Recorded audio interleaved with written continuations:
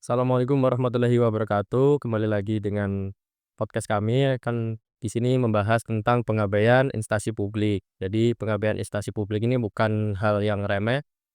Makanya di sini tujuan kita untuk membuat video ini agar mencerdaskan masyarakat dan juga mensadarkan mereka tentang pentingnya instansi publik ini agar tidak mengabaikan kepentingan masyarakat. Jadi pertama-tama perkenalkan dulu, nama saya Denda Setiawan Putra dengan NIM akhir 400.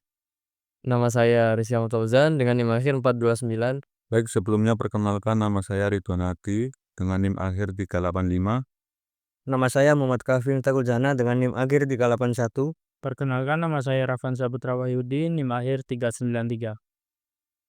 Mungkin langsung saja kita masuk ke apa sih itu dari pengabaian kepentingan publik. Jadi pengabaian kepentingan publik itu adalah terjadi ketika instansi atau pihak yang bertanggung jawab memberikan pelayanan kepada masyarakat, mereka gagal dalam melaksanakan tugasnya secara optimal. Hal ini bisa dalam bentuk lambatnya respon, tidak ramah, atau bahkan ketidakpedulian terhadap kebutuhan masyarakat. Kemudian ada pun juga contoh dari pengabaian. Yang pertama yaitu prosedur yang berbelit-belit, seperti contohnya proses pengurusan surat yang mengharuskan mengurus di tempat A dan juga harus kembali ke tempat B dan juga kembali ke tempat A kembali. Kemudian juga ada contoh jalanan yang diabaikan, di mana jalanan rusak tersebut diabaikan oleh pemerintah hingga jalanan makin parah. Kemudian ada sekelompok masyarakat yang membenahi jalanan tersebut secara swadaya sebelum akhirnya dibenahi oleh pemerintah setelah bertahun-tahun.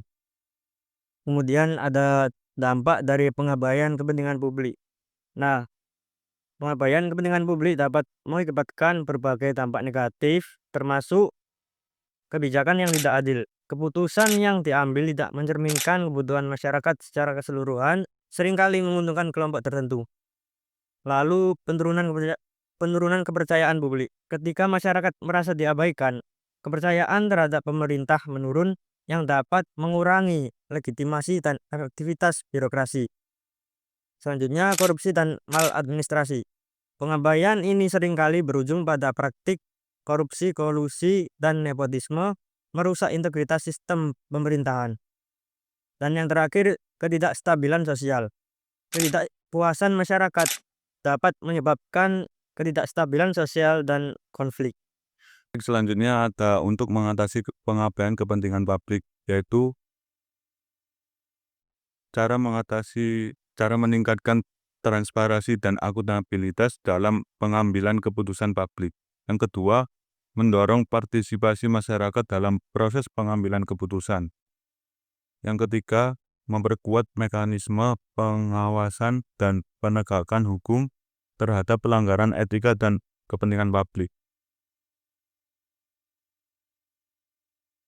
Oke, jadi karena tadi sudah disebutkan mulai dari definisi pengabaian instansi dari publik, jika contoh-contoh kasus nyatanya dan juga dampak serta cara mengatasi, maka kesimpulan yang bisa kami ambil ialah yang pertama, jadi pengabaian instansi publik ini tidak boleh diremehkan oleh instansi publik maupun masyarakat. Jadi jika ada terjadi pengabaian oleh instansi publik daerah di daerah kita atau di daerah di Indonesia ini, jadi kita boleh melaporkan dan kita seharusnya aware terhadap pengabaian seperti ini.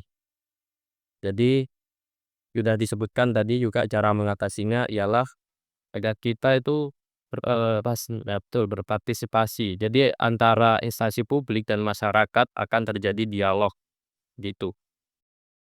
Dan sudah dijelaskan, jadi semuanya yang sudah saya katakan tadi. Dengan begitu, mungkin kalau ada kalian merasakan pengabaian instansi publik di daerah kalian, bisa komentar di bawah. Jadi cukup sekian dari kami. Terima kasih sudah meluangkan waktunya untuk menonton video ini.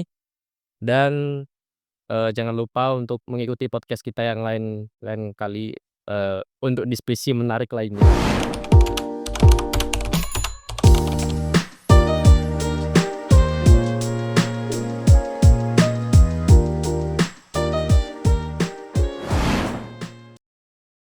Oke, jadi, saya di sini mau mewawancarai salah satu dari mahasiswa di prodi AN tentang permasalahan pengabaian publik. Jadi perkenalkan Mas, namanya siapa? Oke, teman-teman, kenalin namaku Murizal Harudin dari kelas 2023 B. Ya, jadi pertanyaan saya itu adalah, apakah, Mas Rizal ini pernah mengalami atau mengetahui tentang pengabaian publik yang ada di instansi, entah di MPP atau di kelurahan dan mungkin yang Mas tahu?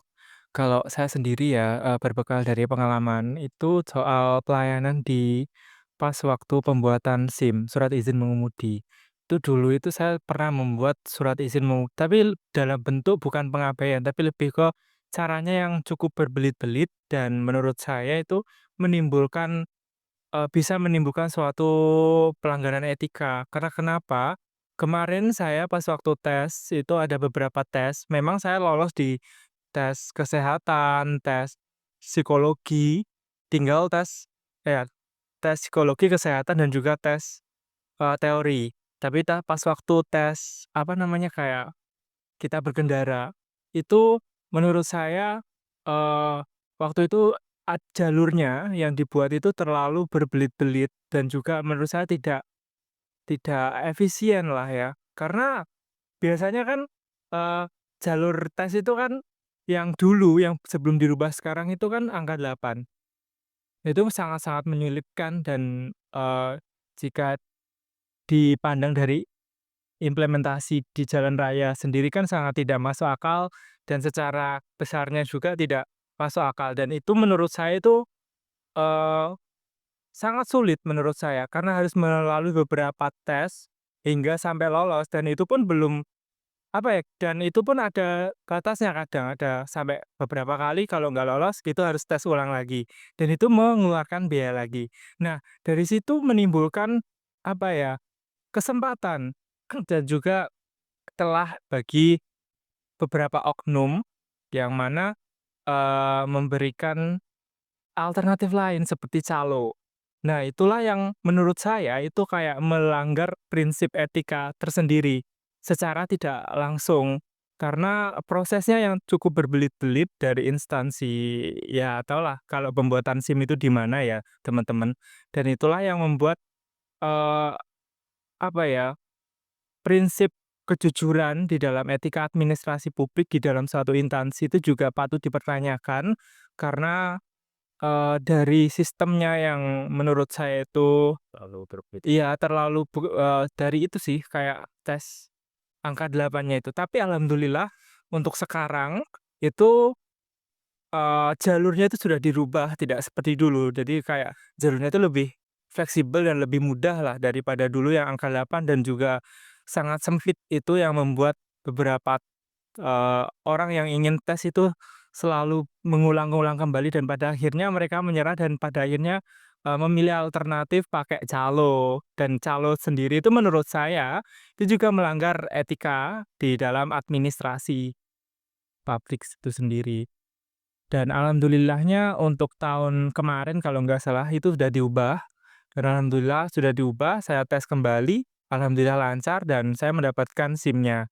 Ya itulah yang menurut saya ada beberapa sedikit, kasus di dalam pelayanan lah ya, yang mungkin bisa menimbulkan, eee, kayak sedikit pelanggaran etika, gitu sih.